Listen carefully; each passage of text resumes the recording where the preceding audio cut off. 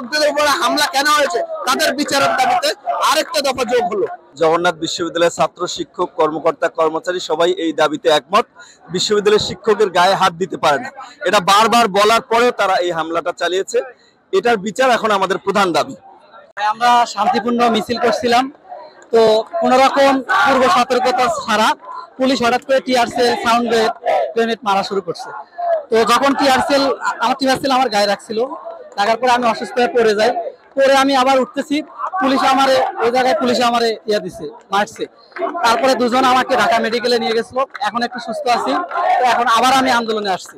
আজকে জগন্নাথ বিশ্ববিদ্যালয়ের সাধারণ শিক্ষার্থীদের যে আন্দোলন, এটা একটা যৌক্তিক আন্দোলন ছিল, যেখানে আবাসন ভাতা থেকে শুরু করে নতুন ক্যাম্পাস নির্মাণ এবং আদার্স সকল আবাসন বিষয়গুলো নিয়ে শিক্ষার্থীরা যমুনা প্রধান উপদেষ্টা বাসভবনের অভিমুখে যেই লং মার্চের আয়োজন করে, এটা একটা শান্তিপূর্ণ ছিল।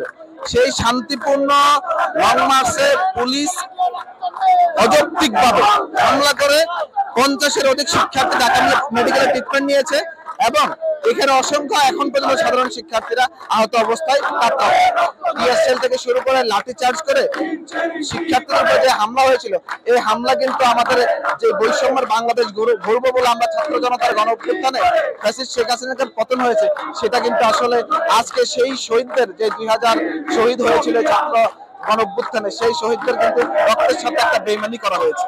আর জগন্নাথ বিশ্ববিদ্যালয়ে শহীদ সাজিদ থেকে শুরু করে জগন্নাথ বিশ্ববিদ্যালয়ের 15 তারিখে কিন্তু সেই একদম প্রথমে কিন্তু গুলিবিদ্ধ হয়েছিল। অনিক কুমার দাস গুলিবিদ্ধ হয়েছিল, আরো দুজন গুলিবিদ্ধ হয়েছিল এবং শহীদ সাজিদ তার জীবন বিলিয়ে দিয়েছিল এই সুন্দর এবং সমৃদ্ধ বাংলাদেশ এবং ফ্যাসিস্ট মুক্ত বাংলাদেশ গড়ার ক্ষেত্রে। সেই জগন্নাথ বিশ্ববিদ্যালয়, ঢাকার ভিতরে পাবলিক বিশ্ববিদ্যালয় দুইটা, ঢাকা বিশ্ববিদ্যালয়, জগন্নাথ বিশ্ববিদ্যালয়। জগন্নাথ বিশ্ববিদ্যালয়ের শিক্ষার্থীরা গত ছাত্র আন্দোলনে যে ভূমিকা পালন করেছে, রক্ত দিয়েছে এবং তার জীবন দিয়েছে, সেটার উপর দাঁড়িয়ে যারা সাধারণ শিক্ষার্থীদের হামলা করেছে, আমরা ওই পুলিশ অফিসারদেরকে চিহ্নিত করে তাদের দৃষ্টান্তমূলক শাস্তির ব্যবস্থা করে প্রশাসন এবং শীঘ্রই ইন্টারিমের কাছে আমরা জবাব চাই। কেন সাধারণ শিক্ষার্থীদের উপর হামলা করা হয়েছে, কোন যুক্তিতে? একটা যৌক্তিক আন্দোলনের মুখে জগন্নাথ বিশ্ববিদ্যালয়ের বিভিন্ন পর্যায়ে শিক্ষার্থীরা যখন তাদের যৌক্তিক আন্দোলনের উদ্দেশ্যে 3 দফা দাবিতে যখন এই যমুনা অভিমুখে লং মার্চ নিয়ে এসেছে, তখনই হামলা করেছে। এই সাথে 3টা দফার সাথে 3 দফা এবং 4 নম্বর দফা হচ্ছে যেই ফ্যাসিস্টের দোষরা আছে কিনা পুলিশ বাহিনীতে এখনো, যারা এই শিক্ষার্থীদের উপর হামলা করেছে, তা এটা চিহ্নিত করে তাদের শাস্তির আওতায় আনতে হবে।